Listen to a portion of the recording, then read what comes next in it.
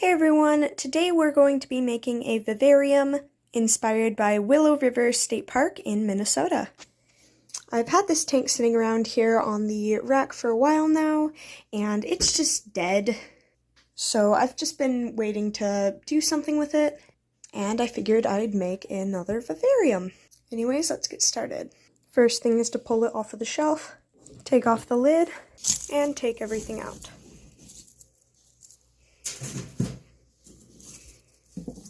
Once I was done emptying it, I just added in a new drainage layer and some new substrate. I'm just mixing that up now.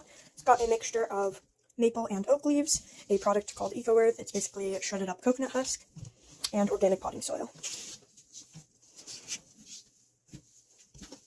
I'm also mixing some sand into here. This is a mixture of silica sand and limestone sand, which I'm adding because a lot of the waterfall area and just the whole, park itself at Willow River Falls, oh my god, I can't talk, at Willow River, is made up of limestone, so this should be a good addition.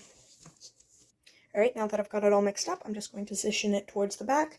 This is going to be a depth terrarium, or vivarium, meaning that instead of this being the front, which is what's typically done because it's the longest side, this will be the front.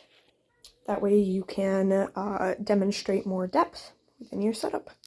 There we go. Now that we've got this nice slope, we can move on to the heartscape.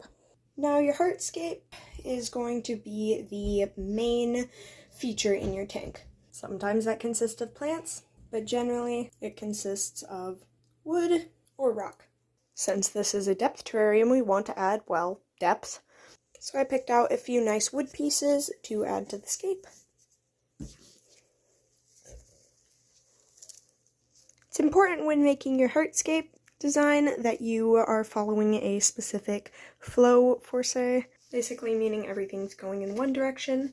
For example, in the vampire crab paludarium here, all of the oco stone pieces are all facing to the left, and we follow that with the wood here too.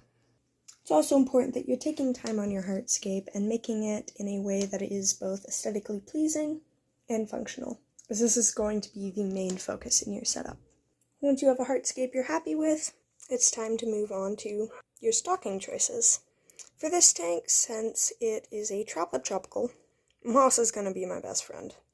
Make sure you have a variety of plants, with different shapes, sizes, and colors. Tallest in the back, smallest in the front. Also, don't forget to spray it down when planting, because if you don't, there's a chance your moss will dry up and die.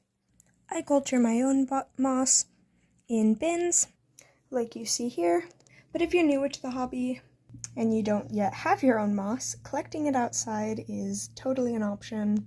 Just make sure you're doing it in an area that it is legal, because some areas are illegal to collect from, and also make sure it's not near any sort of pesticides or people's lawns, because that could possibly have harmful chemicals on it, and that will kill any micro and mesofauna in your setup, which you obviously do not want. As far as larger plants go, getting them from your local hardware store is probably going to be your cheapest option. Just make sure that you thoroughly wash them and remove all of the soil, since they will have pesticides. Otherwise, getting them from an organic nursery is the best option, in my opinion, aside from growing them yourself, of course. But yeah. Once you're done, make sure it is given a proper lid, and that it has proper lighting, and that it's watered as needed, and then you're done. Thanks for watching, and I'll see you next time.